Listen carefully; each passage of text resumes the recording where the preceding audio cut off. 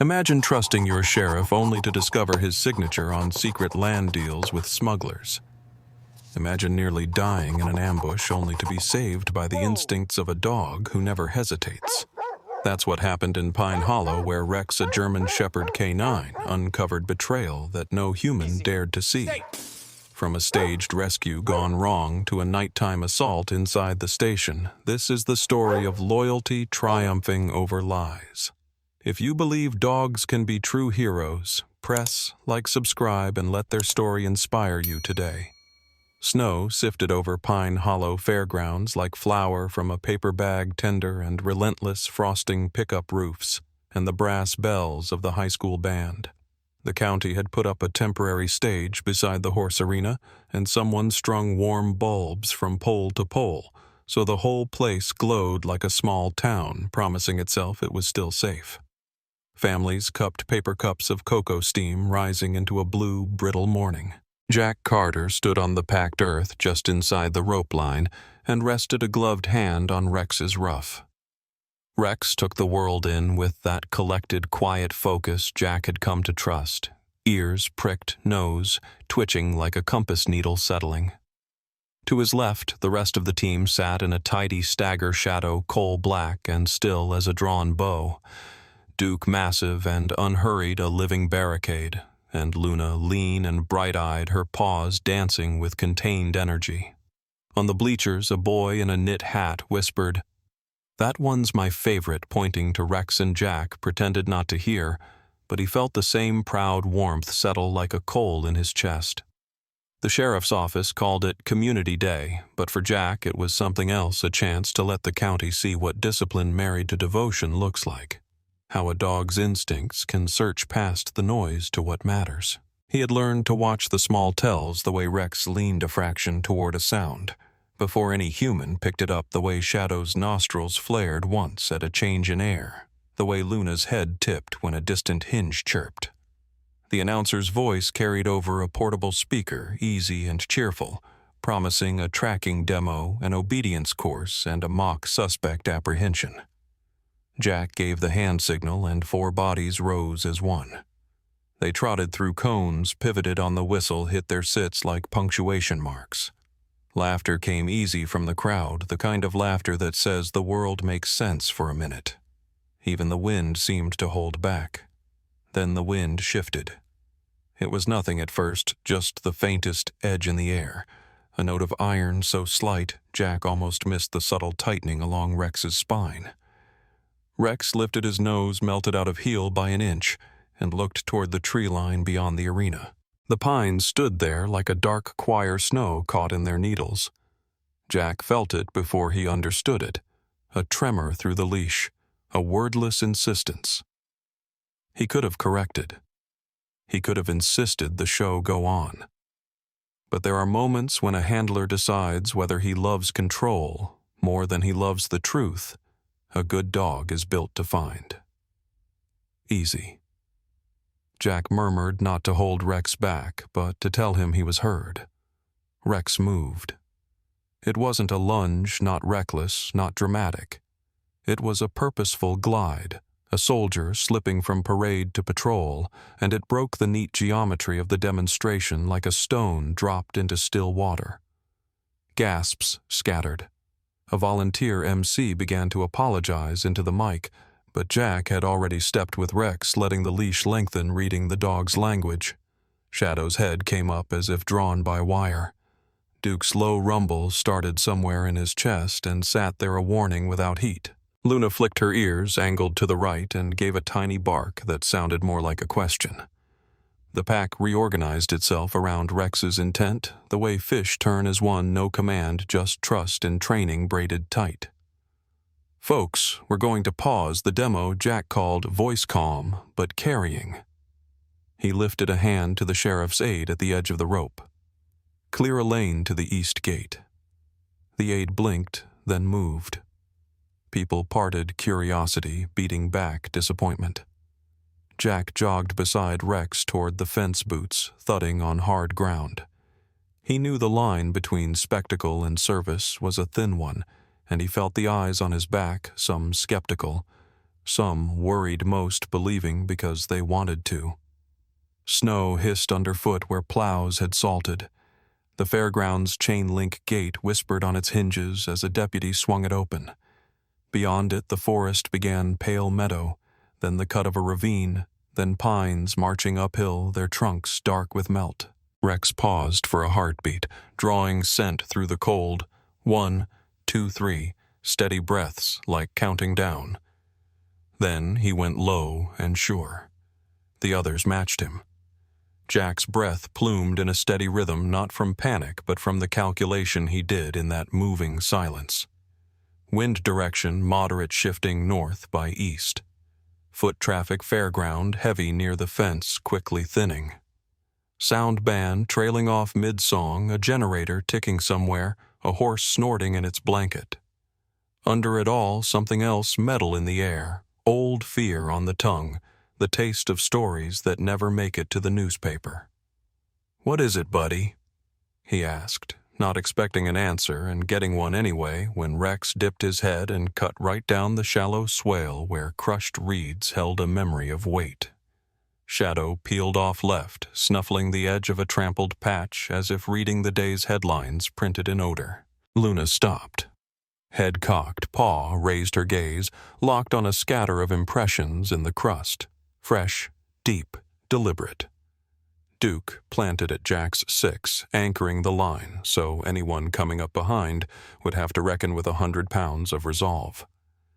Rex slowed near a thicket where snow clung like lace to thorn. He nosed aside a crusted veil and froze. Body turned to stone tail, a straight line.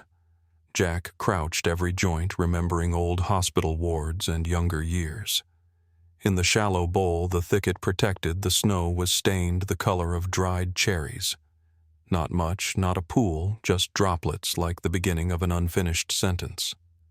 Beside the droplets, half buried and rimmed with ice, lay a ranger's hat. The felt was scuffed, the braided band frayed where something rough had worried it. A tuft of hair clung to the inner band. Jack reached out and stopped, letting Rex's nose hover first.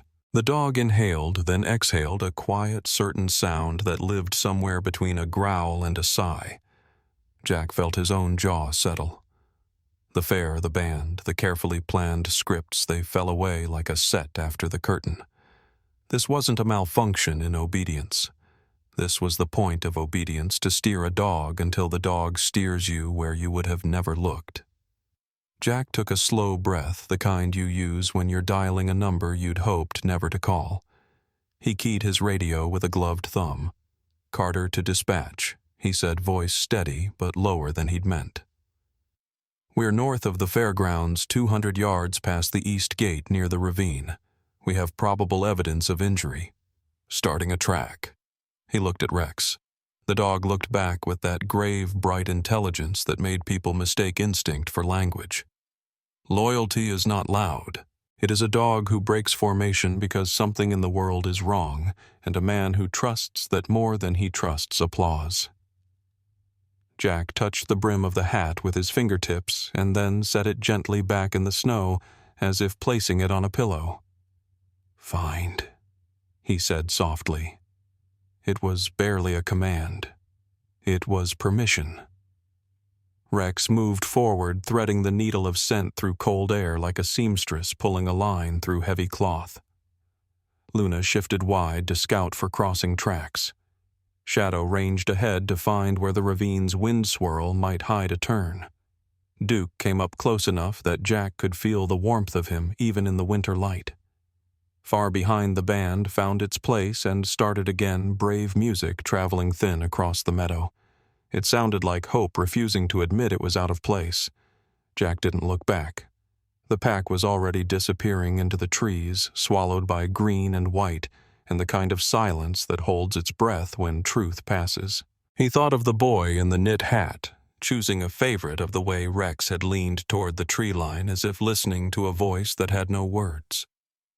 Somewhere ahead, a person who wore a hat like this had bled and left a question in the snow. Jack felt the old soldier in him wake the part that knew how to move without bluster, and how to hear the language of small, important things. "I'm with you," he told them all but mostly Rex, and let the leash pay out. The forest accepted them, and the fairground shrank until it was nothing but a lantern behind them, and the day narrowed to scent and sign and the quiet certainty of a dog's faith. The snow thickened as the canine team pressed deeper into the forest, the fairground noises behind them dissolving into memory. Jack Carter felt the leash tug again as Rex surged forward with new urgency, his body a coiled spring of intent nose working furiously. The other three adjusted instinctively, Shadow sliding along the left flank, Duke keeping a steady pace to Jack's right, and Luna weaving a path that seemed to anticipate openings through the brush before they appeared. Jack trusted the choreography of instinct and training, each movement deliberate and purposeful, each dog a piece of a living compass pointing toward a truth buried under ice and branches. Rex suddenly dropped low, leading Jack down a narrow ravine carved by meltwater and shadowed by leaning pines. Jack followed his boots, skidding on slick stones hidden under snow. He steadied himself against a tree and caught his breath as he saw Rex halt abruptly. The dog's ears flattened, body-stiff tail rigid like a line drawn across the air. Jack hurried the last steps and looked down where Rex was staring. There, half covered by snow and brambles, lay the shape of a man. Jack's heart tightened in his chest as he knelt, brushing aside powder with his gloves.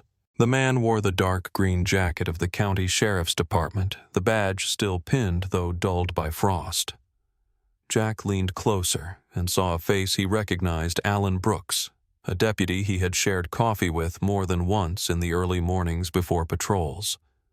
His skin was ashen lips, cracked, and a thin crust of blood marked his hairline. Jack pressed 2 fingers gently to the man's neck and exhaled when he felt the faint, struggling pulse.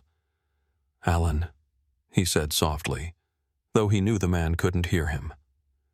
"You're still here." Rex circled once, whining low as if urging Jack to act quickly. Jack reached for his radio, thumbing the button. "Dispatch, this is Carter. I have Deputy Brooks repeat. Deputy Alan Brooks unconscious but alive. Location is the ravine east of the fairground, half a mile in. Request immediate medical response." His voice was steady but carried a gravity that left no room for doubt. As he spoke, he noticed the pack's behavior shift. Shadow froze mid-step, nose pressed to the ground, then lifted his head with a sharp motion. His entire frame locked as if carved from stone. Jack knew that posture. It meant discovery, something tangible and troubling. "What is it, boy?" Jack asked, moving closer. Shadow pawed at the snow delicately, then nudged something metallic into the open. It gleamed dully in the pale light, a spent shell-casing brass, tarnished but recent enough that the cold hadn't yet dulled its edge. Jack felt his jaw tighten as he picked it up with a gloved hand. The weight was small, but the meaning was enormous. This wasn't an accident. Alan Brooks hadn't wandered or slipped. He had been shot at, and by the looks of it, someone had left him here to be found too late. Jack's breath clouded as he scanned the tree line. Duke let out a low growl that vibrated in his chest, not a bark but a warning. Luna paced lightly, her eyes darting toward every shadow, her body tense with anticipation. Jack spoke again into the radio, his tone sharper now. "Dispatch, be advised, evidence of gunfire at location. Possible ambush. Proceed with caution." He clipped the casing into a pouch, knowing it might be the first proof in a case no one wanted to believe existed. Rex returned to Brooks's side, lowering his body protectively beside the injured deputy, eyes watching the slope above. Jack crouched again, brushing snow from Alan's jacket, noticing the faint smell of burned powder still clinging to the fabric near his shoulder. He whispered almost to himself, "Someone tried to erase you, Alan, but they didn't count on us." He glanced at his dogs and felt both pride and unease. Their instincts had led him here, but instincts also warned him this wasn't the end. Only the threshold. A faint crack sounded in the forest, just a branch shifting under snow or something more. All 4 dogs reacted instantly, ears pivoting, bodies bristling. Jack held still, hand resting on Rex's collar, eyes narrowing as he scanned the trees. Silence returned, but it was the heavy kind layered with the knowledge that silence itself could be a mask. He forced his breath steady and focused on the task. Keep Brooks alive until help arrived. Keep his dogs ready. Keep himself anchored. In moments like these, Jack knew the difference between loyalty and survival was razor thin, and he also knew which one these dogs would choose every time. The radio crackled, confirming that medics were en route escorted by deputies. Jack gave the coordinates again and added, "Approach quietly. My unit indicates we may not be alone out here." He looked back at the blood-stained hat he had found earlier, now resting in his pack. One artifact, one wounded deputy, one casing pieces of a puzzle forming faster than he wanted. Jack stroked Rex's neck and murmured, "You were right to break formation. You always know." Rex pressed against him, not out of fear, but in that silent affirmation only a dog could give. Jack stood straighter, eyes still locked on the trees. Whatever had happened to Alan Brooks was no accident, and whoever had fired that round might still be nearby. Jack prepared himself for the next steps, knowing the fairground was now a world away, and the truth was pulling him deeper into the forest. The forest held its breath while Jack knelt beside Alan Brooks, keeping pressure on the deputy's shoulder with one hand and steadying Rex with the other. The canine's body remained, tense eyes fixed on the slope above, as if he could sense the faintest ripple of threat. Jack heard the faint whir of an approaching engine, then the crunch of tires breaking through crusted snow. Within minutes, 2 paramedic trucks reached the clearing, escorted by a pair of deputies. Jack waved them down, his voice clear but clipped. "We have a live deputy. Serious trauma, needs stabilization immediately." The medics rushed forward, red jackets flashing against the pale winter background, carrying equipment bags slung across their shoulders. Jack's dogs instinctively shifted, forming a half circle around Brooks, protective but not aggressive, until Jack's hand signal eased them back. Rex, however, did not relax. His nostrils flared as he focused on one medic in particular, a tall man with a pale face who kept his gaze lowered, avoiding direct eye contact. The man gripped his black canvas bag with unusual force, knuckles, whitening shoulders taut, as if every step was calculated. Jack noticed the detail and felt the hair on his neck rise. He trusted Rex's instincts, honed sharper than any human's, and he watched as the shepherd's body stiffened further, a low growl beginning in his chest. The sound was not loud, but carried weight, a vibration of distrust that Jack had learned never to ignore. The medic glanced briefly at Rex, then quickly away, muttering something about needing more space. Jack's eyes narrowed as he stepped forward, placing himself between the medic and Brooks. "What's in the bag?" he asked, calm but firm. The medic shifted, clutching the strap tighter. Rex growled, louder teeth visible now, his body a barrier of muscle and conviction. Jack extended a hand, his voice sharper. "Hand it over." For a moment the man hesitated, eyes darting as if calculating a choice. Rex barked once, sudden and sharp, the sound cutting the clearing in half. Startled, the medic dropped the bag. Jack seized it, unzipped it swiftly, and felt his stomach harden when he saw the cold steel inside, not medical instruments, but a pistol fitted with a suppressor hidden beneath bandages and IV tubing. The forest seemed to grow quieter still, even the wind pausing. Jack lifted the weapon for all to see, his voice iron. "This is not medical equipment." "Explain." The medic's mouth opened, but no words came. Only a flicker of panic before deputies grabbed his arms, pulling him back roughly against the truck. The other medic stood frozen, shaken by the discovery, hands raised as if to distance herself from the betrayal. Jack secured the weapon in a sealed pouch, his thoughts moving fast. Someone had planted a killer among the rescuers, which meant Brooks was not just a victim but a target still marked for silence. He turned back to the injured deputy, whose eyelids fluttered weakly. Jack leaned close, adjusting his voice to be gentle but steady. "Alan, it's Jack. You're safe. We've stopped them." Help is here." For a moment, Brooks seemed lost in the haze of pain and cold, but then his lips trembled and his words escaped like splinters. "They said, if I spoke, they would kill my family." Jack gripped his hand firmly. "No one is going to hurt your family. Just tell me what happened." Brooks shook his head weakly, panic flashing in his dull eyes. "You don't understand. They watch everything. If I say one word, they'll know. Don't take me back. Don't take me back to the station. Promise me." His voice cracked into a whisper that carried all the fear of a man cornered. Jack steadied him, though inside his chest the weight of those words pressed down hard. He glanced at the dogs. Rex leaned closer to Brooks, almost as if offering silent comfort, while Shadow sniffed the ground again, tail rigid, searching for further signs. Luna whined softly, sensing the frailty of the man, while Duke planted himself solidly between the clearing and the tree line, as if daring danger to step closer. Jack knew he had little time. The deputies holding the false medic looked uneasy, exchanging glances that suggested they understood more than they admitted. Jack's instincts whispered caution, trust no one too quickly, not even uniforms. He bent close again. "Alan, just hold on. We'll get you stabilized, then we'll protect your family. You're not alone in this." Brooks's grip tightened weakly on Jack's sleeve, but his eyes rolled back and he slipped into unconsciousness again. Jack signaled urgently to the female medic. "Get him on the stretcher now." As they lifted, Brooks' Rex stayed pressed near eyes darting between the man and the woods beyond. Jack kept the suppressed pistol in his possession, mind racing.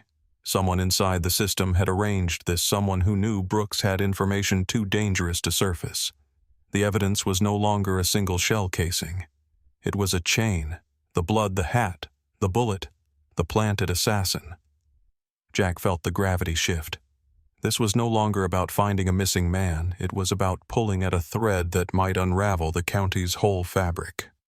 As the stretcher was secured, Jack called in a new message on his radio. "Dispatch, confirm the medics sent to my location. We have one in custody for impersonation armed with an illegal weapon. I need immediate verification of personnel." The line crackled a hesitation too long for Jack's comfort before the voice confirmed records were being checked. He caught the exchange of glances between the deputies again and felt the tension grow. He gave a curt order. "No one leaves this clearing until I say so."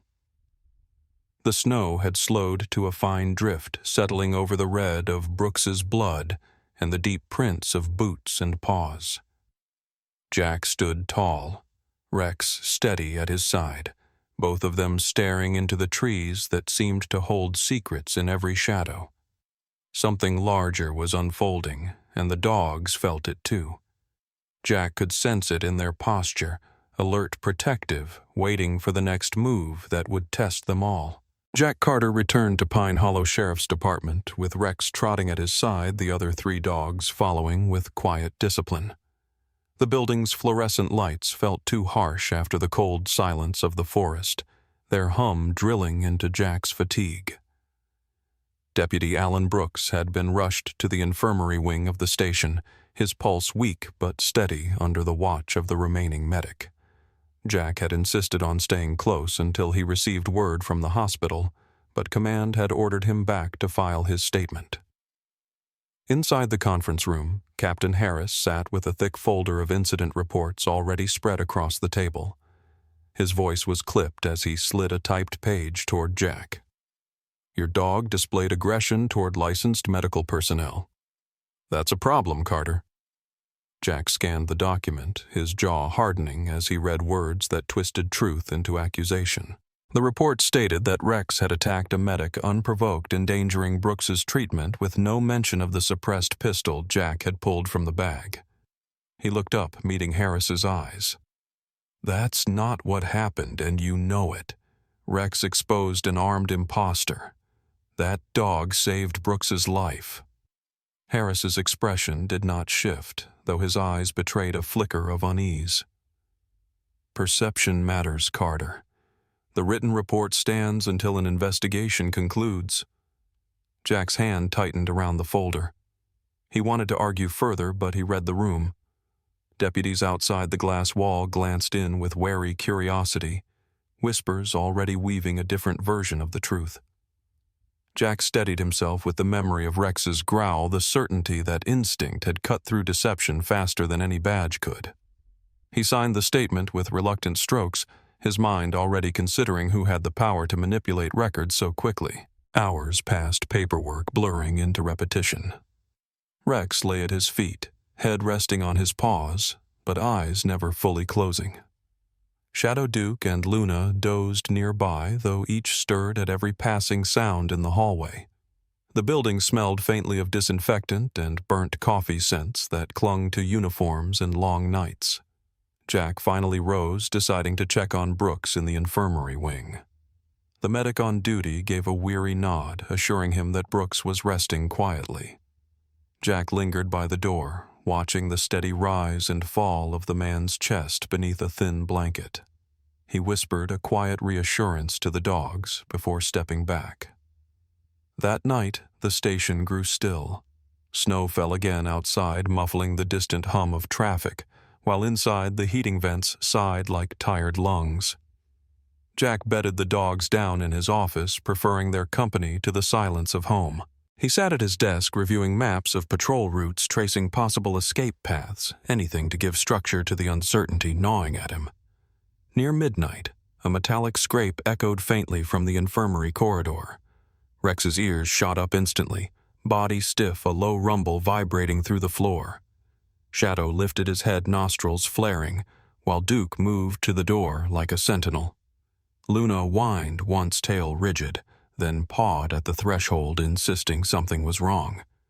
Jack rose quickly, heart pounding with the knowledge that the dogs did not alarm without cause. He followed them down the corridor, every step deliberate flashlight beam, cutting through sterile light. The infirmary door was ajar. Inside the bed where Brooks had lain was empty, the blanket crumpled on the floor, still warm to the touch. Jack scanned the room. The monitor had been switched off, IV line removed neatly. No signs of a struggle yet. Absence itself screamed louder than chaos. He crossed to the security terminal mounted on the wall. The last 6 hours of footage displayed nothing but static, as though the cameras had been blinded on command. Jack felt the chills spread deeper than the winter air. He turned as Luna padded to a corner nose pressed to the linoleum. She scratched lightly, then barked once, short and sharp. Jack knelt, running his light across the floor. Faint streaks marred the gloss, a trail of dragged weight leading toward the side exit. He followed with careful steps, tracing where the marks vanished into shadow. The exit door's alarm light had been disabled, wires snipped clean. Outside, snowflakes drifted untouched, except for a narrow set of boot prints heading east toward the service road. Jack crouched Rex beside him, their breaths mingling in cold vapor. He whispered, "They came for him. They weren't done." The truth pressed heavy. Brooks had not escaped. He had been taken, pulled from the heart of the station itself. Jack stood shoulders squared against the night as his dogs formed around him once more.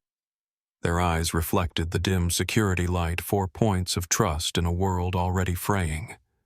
Jack knew the next hours would decide whether Brooks lived or vanished forever into silence. He looked down at Rex and murmured, "Find the path, partner. We're not letting them bury this." The snow continued to fall, erasing tracks with every moment, but the dogs' noses lifted, catching scent where human eyes failed. Jack felt the gravity shift again, pulling him out of the safety of walls and into a darker chase where loyalty was the only light. The marks on the infirmary floor had led Jack to the side exit, and beyond that, the boot prints in the snow called him and his dogs into the night. He moved fast, but deliberate, his flashlight held low. Rex pulling on the lead with determined weight. Shadow, Luna, and Duke fanned out as if choreographed, each working a different angle of the trail. Jack kept his breath, controlled his mind, piecing together the chain of events that had dragged Deputy Brooks from his bed. Whoever had taken him knew the cameras, knew the weak points, and had confidence enough to strike inside the sheriff's own building. That thought burned in Jack's mind as the trail turned east across the service road and into the deeper forest where patrols rarely went. The boot prints wavered under fresh snow, but the dogs did not falter. Rex paused once to draw in scent, then lunged forward again, his bark low and insistent. Jack trusted the shepherd's pull more than his own eyes, knowing instinct would carry them where sight failed. For nearly an hour they pressed on, silence broken only by the crunch of snow underfoot and the occasional rustle of branches overhead.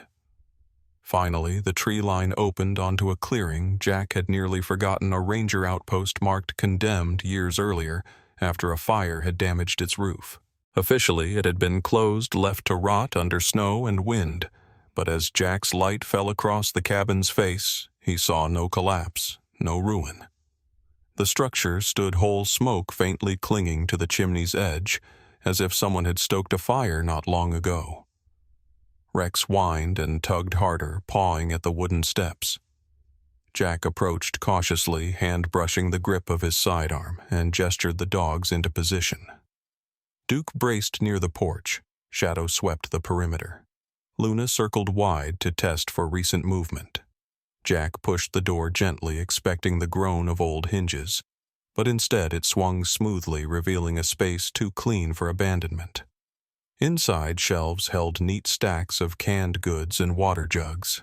A lantern glowed faintly on the table next to maps spread wide and marked with inked trails and dates. Against the far wall, a police-issue radio rested in a cradle still powered, its red light pulsing in rhythm. Jack stepped further, sweeping the beam of his flashlight across the logs piled near the stove, the bunks made with military precision, the boots placed evenly by the door. Whoever used this cabin had discipline and purpose, not the chaos of drifters. Rex sniffed the air hackles raised, then moved to the table, nose pressing against a folder left open. Jack pulled it toward him, eyes narrowing as he read. Patrol schedules marked with specific times and routes. Annotations noting weak coverage along the northern perimeter gaps in winter staffing.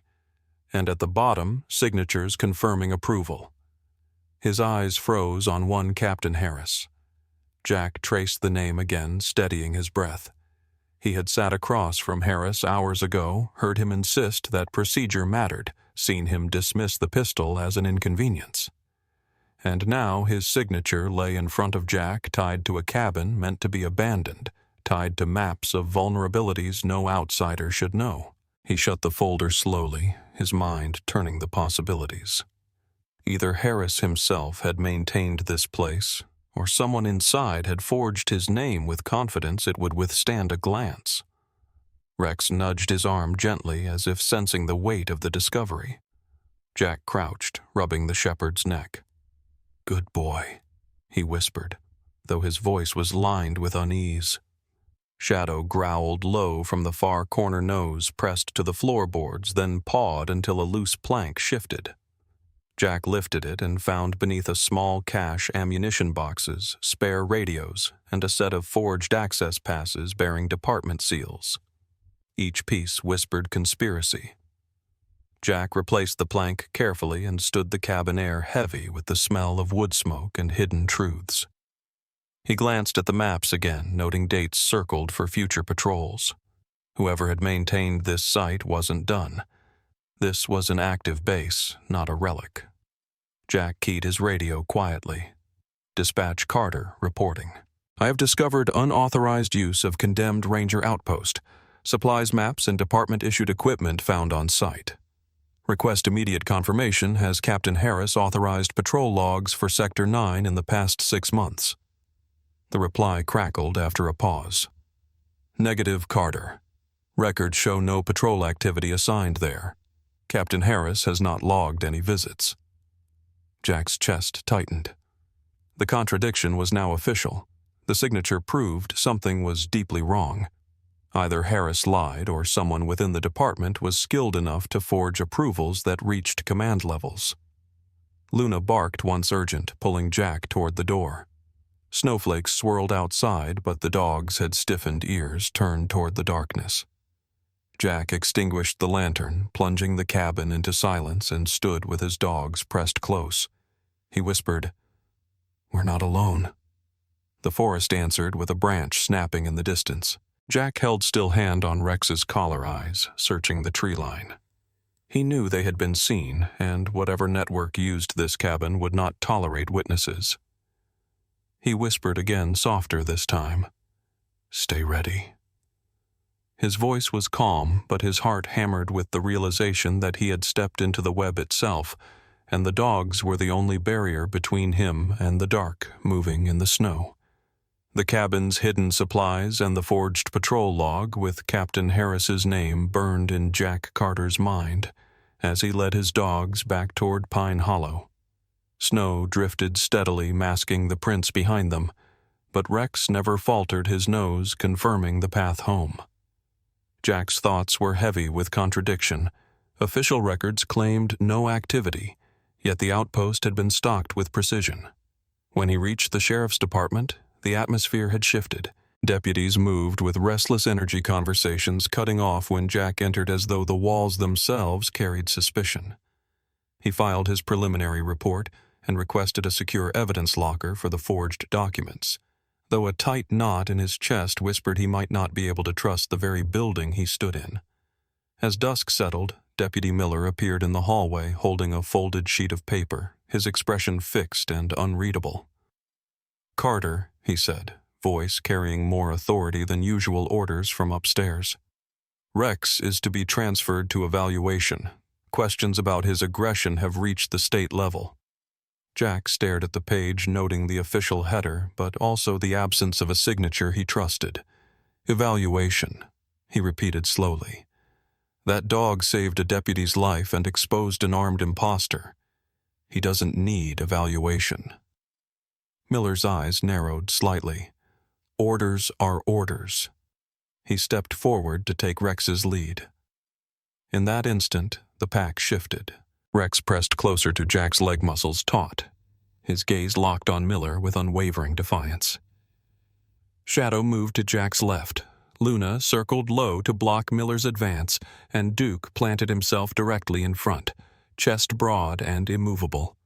4 bodies formed a wall of loyalty, silent but absolute. Miller hesitated, his hand hovering.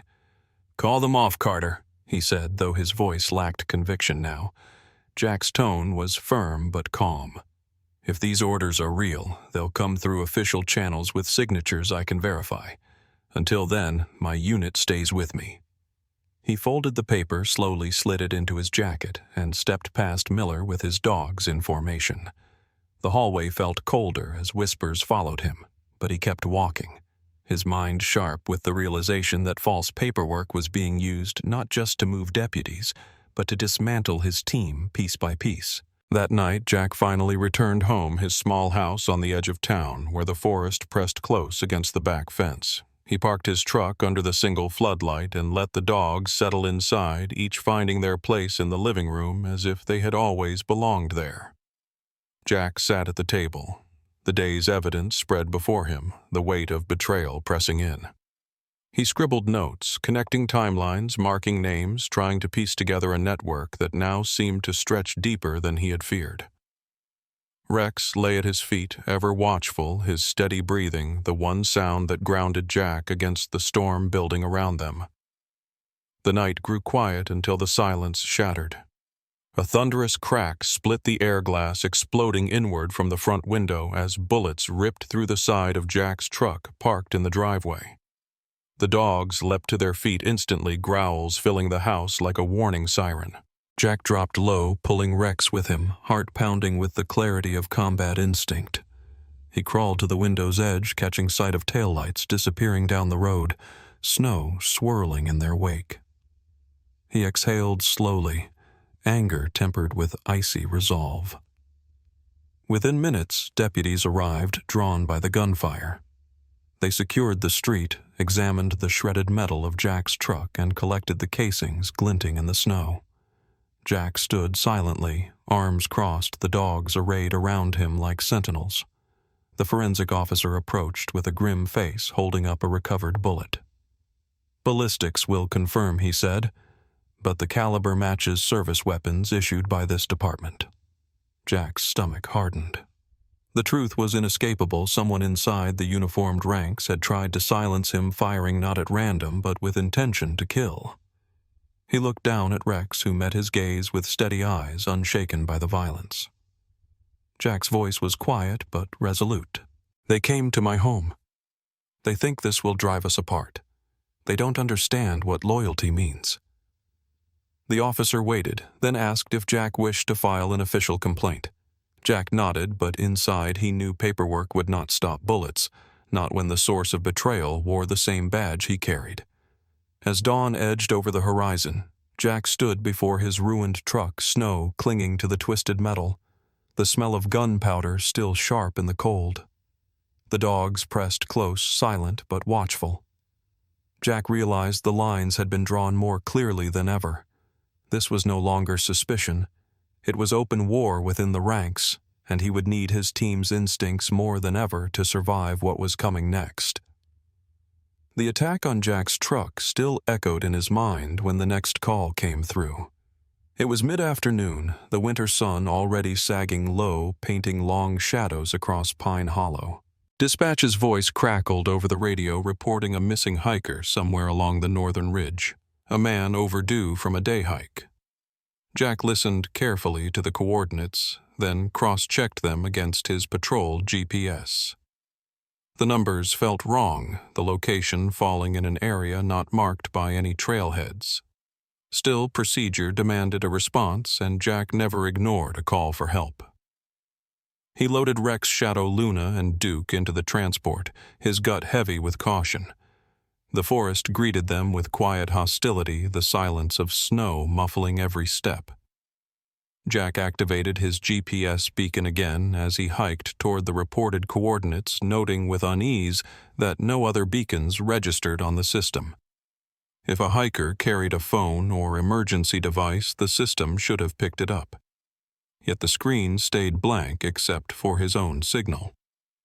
Jack paused at a ridge, breathing in the cold air, eyes scanning for tracks. Rex pressed forward, but his body language had changed. Instead of his usual confident pull, he moved with sharp stops, head snapping side to side as if searching for something he couldn't quite place. Shadow picked up a faint scent, but it twisted in the wind, thin and uncertain.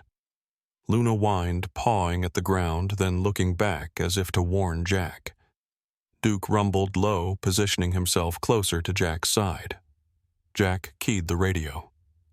"Dispatch, this is Carter. Confirming coordinates. I show no secondary signals in the area, no GPS from the supposed subject. Please recheck the source of the call." The reply came back after a pause too long to ignore. "Source unverified. Caller used a disposable line. That's all we have." Jack's hand tightened on the radio. A disposable line. No trail. No beacon. His breath misted as he realized the truth. "It's a setup," he whispered mostly to himself, though the dogs caught the tension in his voice and stiffened further. The forest answered a heartbeat later. A gunshot cracked from the tree line, tearing through the still air. Rex reacted faster than thought, lunging into Jack's side and dragging him down just as a second round split bark from a pine trunk where Jack's chest had been. Snow sprayed into his face, cold and sharp. Adrenaline surged, but training steadied him. He rolled to cover behind a fallen log, drawing his sidearm, ears ringing with the sudden roar of chaos. The dogs burst into coordinated motion. Duke thundered forward, barking with authority, forcing movement in the shadows. Luna darted low, zigzagging her small frame hard to target her barks, piercing the quiet. Shadow pressed to the ground, nose working furiously, then charged left, trailing the faint smell of gunpowder. Rex stayed tight to Jack, shielding him, eyes blazing, body ready to spring. More gunfire erupted, splintering branches, overhead rounds, zipping dangerously close. Jack aimed toward the flashes of muzzle fire, returning steady shots not to kill, but to drive the attackers back. The forest filled with echoes, gunfire bouncing between ridges. The attackers shifted positions, but the canines adapted cutting angles, barking and forcing them into the open. Jack crawled to better cover, heart pounding with the clarity of survival.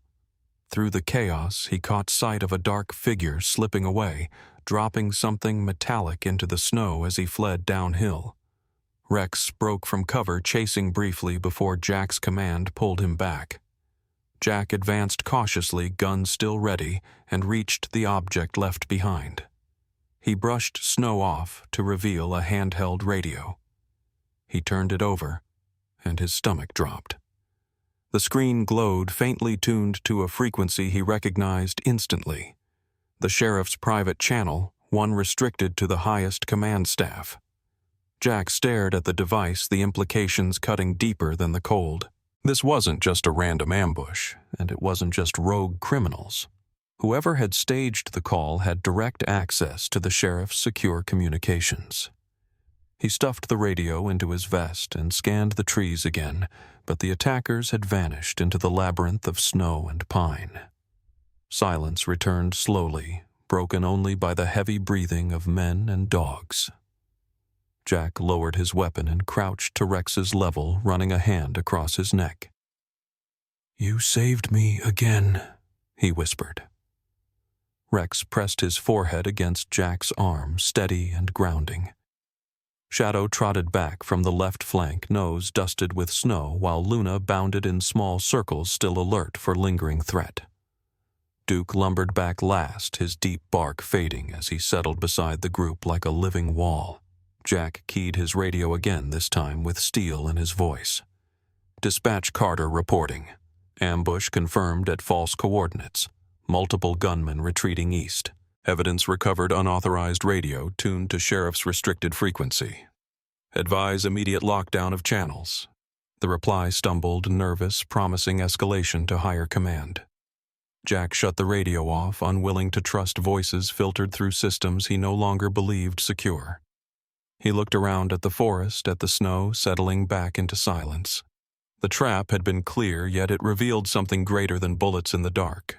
It revealed a hand inside the department itself, feeding frequencies and locations to those who wished him gone. Jack rose, snow clinging to his knees, the weight of betrayal pressing heavier with each breath. He turned back toward town, his dogs rallying around him, their loyalty an anchor in a sea of lies. The ambush had failed, but it had left its scar not only in the shattered bark of trees, but in the certainty that corruption ran deeper than he had feared. Snow still clung to Jack Carter's jacket as he led his dogs back from the ambush site, the recovered radio secured in his vest. Rex pressed close to his leg ears, alert, while Shadow, Luna, and Duke fanned around him like living armor. The memory of bullets tearing through the forest remained vivid, but the radio tuned to the sheriff's private frequency weighed heavier than the gunfire itself. Jack walked into Pine Hollow Station with the kind of silence that commanded attention. Deputies glanced up from their desks, eyes flickering between him and the dogs, conversations faltering mid-sentence. He went straight to the holding cells where two of the attackers had been captured after a frantic chase by other units. One sat slumped on a bench, hands cuffed, his face bruised but his gaze defiant. Jack stood outside the bars, Rex sitting squarely at his side. "You lured us into that ambush," Jack said evenly. "You knew where I'd be." "How?" The man smirked faintly, but the presence of the dogs unsettled him. Rex's steady stare, Shadow's low growl, Luna's sharp bark, Duke's immovable frame all pressed against the silence like truth demanding to be heard. Finally, the man spoke. "You think you're chasing criminals. You're chasing ghosts. Your own department hands us the maps. They give us patrol schedules, gaps in coverage, the times to move our shipments. We didn't have to find you. They sent you to us." The words hit harder than any bullet. Jack's chest tightened, but his voice remained steady. "Names." The prisoner leaned back, shrugging. "Wouldn't matter if I gave them. They're the ones writing your reports. You'll never touch them." Jack filed the confession in his memory, knowing every word mattered, but also knowing how fragile truth became once filtered through official channels. He left the holding area with Rex at his heel, the dogs picking up on his tension, bodies rigid with the reflection of their handlers' unease. He walked straight to the evidence room and secured the confiscated radio alongside the forged patrol log from the cabin. He double-locked the cabinet, his hand lingering on the key as though his grip alone could protect the evidence from vanishing. When he emerged into the main office, Captain Harris was waiting. His expression was stern, his posture rigid, a small crowd of deputies gathering behind him. Harris held a printed notice in one hand, his voice carrying through the room with deliberate weight. Effective immediately, Officer Jack Carter is suspended from field duty pending review of reckless conduct. This includes misuse of canine assets in dangerous situations that endangered both personnel and civilians. The words dropped like stones. Jack stared at the notice, then back at Harris. Reckless conduct. My dogs saved a deputy from being executed. They exposed an armed imposter. They protected me during an ambush arranged on your department's private frequency. If you call that reckless, then you're not protecting this badge, you're protecting something else. Murmurs rippled through the deputies, but Harris's face remained carved from stone. He raised the notice higher. The decision is final until reviewed. You will surrender your badge and your weapon now. Rex growled low, the sound vibrating in the floor, while Shadow moved closer to Jack's left.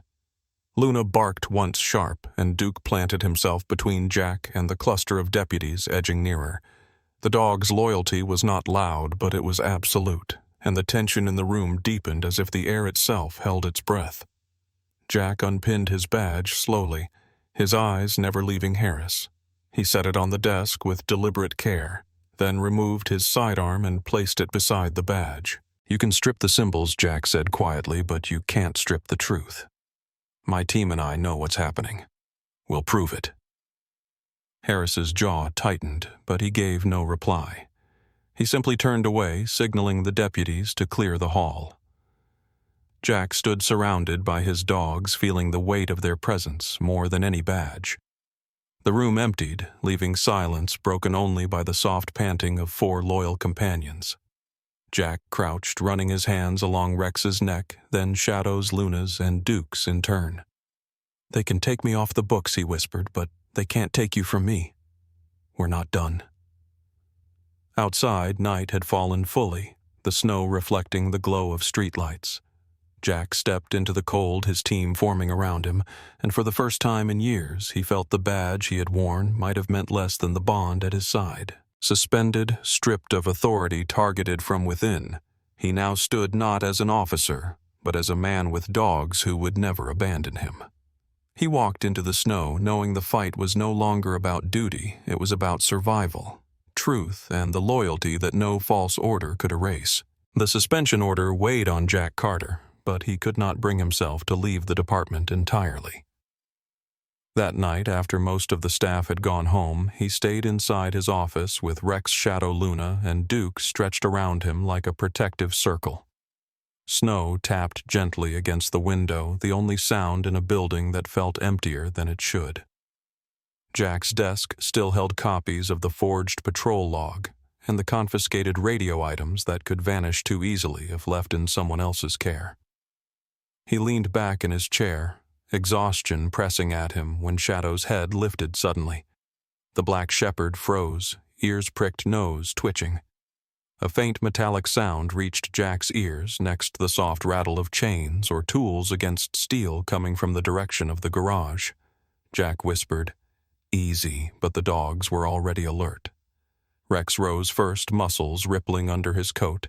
Then Duke followed his size, filling the office doorway like a wall. Luna moved lightly, tail stiff, her eyes locked on the hallway ahead. Jack grabbed his flashlight and sidearm, his heart beating in rhythm with the dog's readiness. He moved with care through the corridor, the building eerily still, his boots quiet on the worn linoleum. The sound came again this time, sharper, the unmistakable squeal of a door forced open. Jack signaled the dogs silently, and they flowed around him with the precision of a seasoned unit. The garage door stood ajar when he reached it, cold air seeping through the crack. He pushed inside and caught the beam of his flashlight on movement figures dressed in dark clothing rummaging through the evidence lockers lining the wall.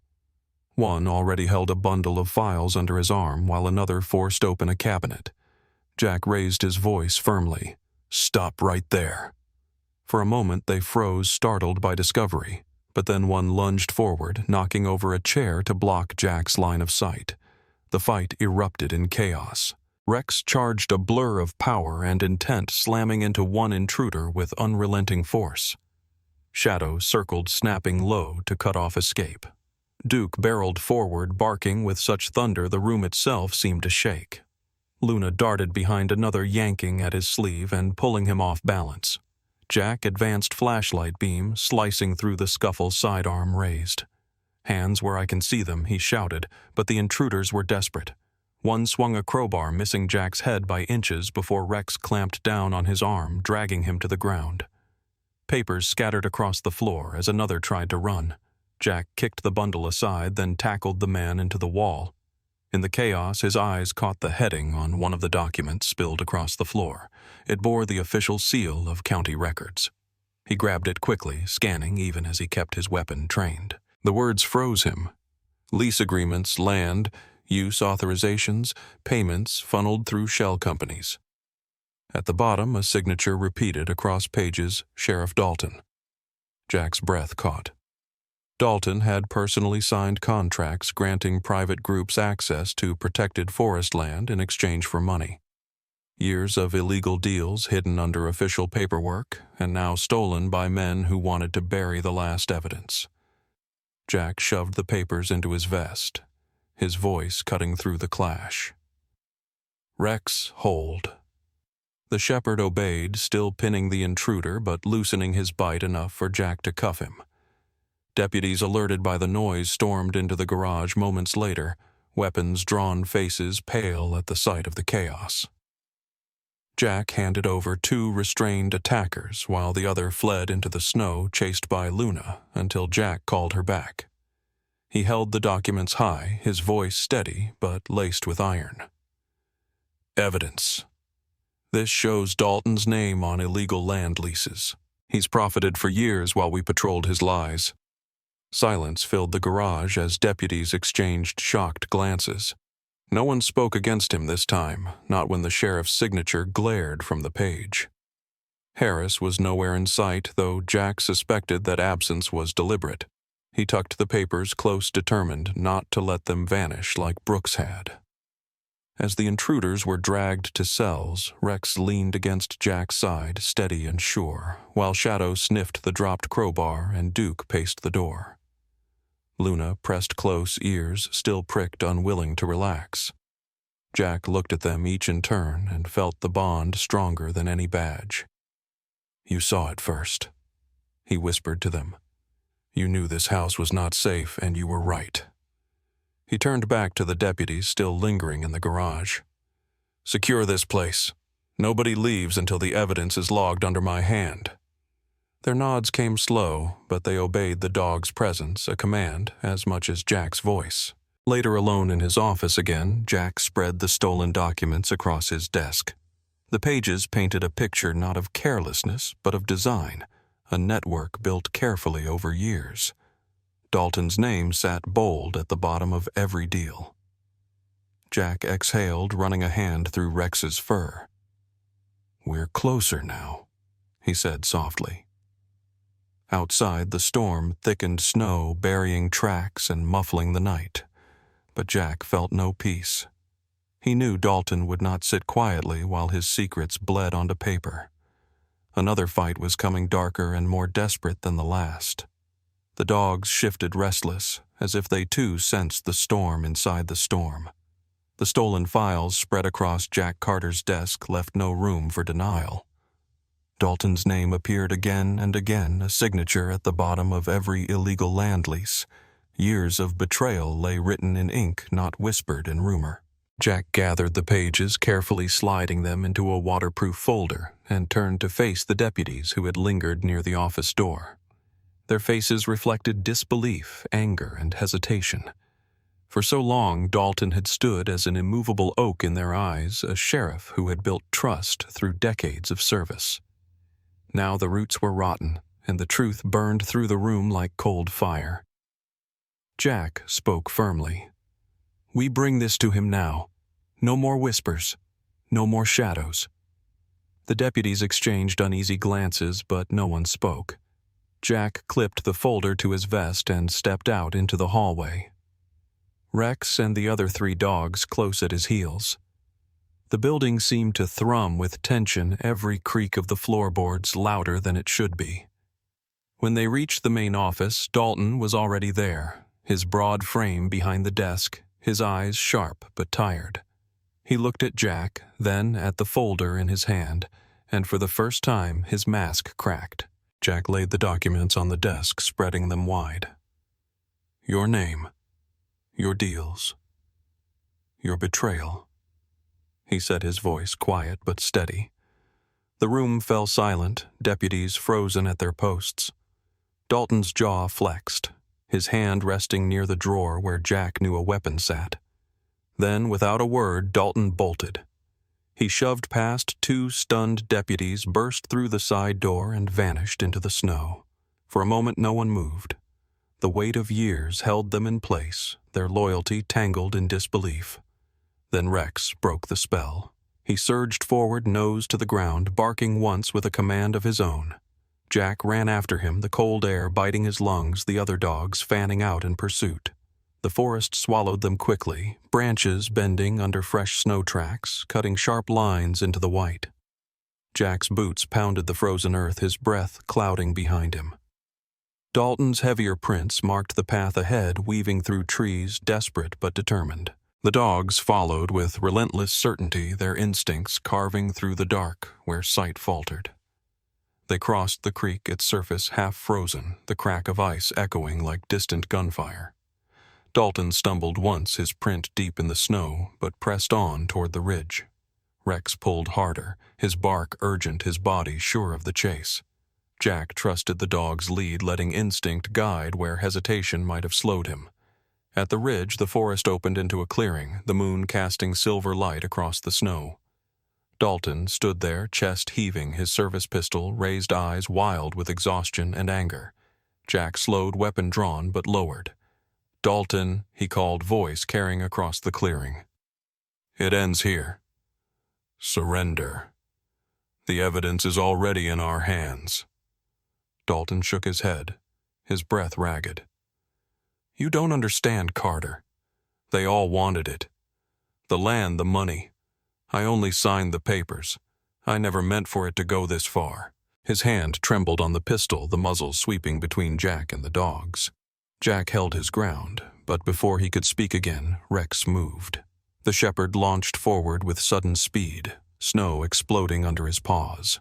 Dalton fired once, the round slicing the night, but Rex was faster. He collided with Dalton's arm teeth, clamping down on the wrist, forcing the pistol to fall into the snow. Dalton cried out, stumbling back, his weight collapsing into the drift. Jack rushed forward, kicking the weapon out of reach. His sidearm leveled. Rex held firm until Jack commanded softly, "Release." The shepherd stepped back but stayed close, his body a living barrier. Dalton lay in the snow chest, rising and falling, his eyes closing as if the fight had drained the last of him. Deputies arrived minutes later, their flashlights slicing through the trees, their boots crunching on the frozen ground. They froze at the sight of their sheriff, pinned by the very canines they had once doubted. Jack holstered his weapon and stepped back, his voice steady. "Place him under arrest. The evidence is secured." The deputies hesitated only a moment, then moved forward, cuffing Dalton with hands that trembled with both duty and disbelief. Rex sat beside Jack, his breath steaming in the cold eyes, never leaving Dalton until he was taken away. The clearing grew still again, the snow falling softly, covering the tracks of betrayal with quiet grace. Back at the station, the evidence was logged formally, each page of Dalton's contracts photographed and sealed. The radio, the patrol logs, the testimonies of captured intruders, all bound together into a case no one could ignore. By morning, state investigators had arrived, taking Dalton into custody. The news spread quickly through Pine Hollow, whispers of corruption mingling with the shock of truth. For the first time in days, Jack felt the weight in his chest ease, though he knew the road ahead would not be simple. Standing in the courtyard of the station, he looked down at Rex Shadow Luna, and Duke gathered around him. Deputies approached, their faces weary but respectful. One spoke quietly. "We doubted your dogs. We doubted you. But tonight they saved us all." Jack nodded, his voice low. "They never doubted me. That's what loyalty looks like." In the days that followed, the department began to rebuild. The K-9 unit, once questioned and nearly dismantled, was restored with honor. The dogs became symbols of resilience, their loyalty celebrated as the truth that outlived deception. Jack walked with Rex through the streets of Pine Hollow, the townsfolk pausing to greet them, children pointing with awe, elders nodding with gratitude. Jack's badge had been returned, but it felt lighter than the bond at his side. As evening fell, Jack sat on the station steps, Rex resting his head on his knee, the others lying close. The snow had stopped, stars piercing the clear sky above. Jack whispered softly, more to himself than to anyone else. "It's over, and it's because of you." Rex lifted his head, ears pricked, eyes steady, and Jack felt the truth settle deep inside. Betrayal had been unmasked, justice reclaimed, and through it all, loyalty had carried them farther than fear ever could. If this story of loyalty and betrayal kept you watching, make sure to like the video and subscribe for more true stories of courage. Which part of Rex's journey struck you the most? And where are you watching from tonight? Share your thoughts in the comments. I'd love to hear them.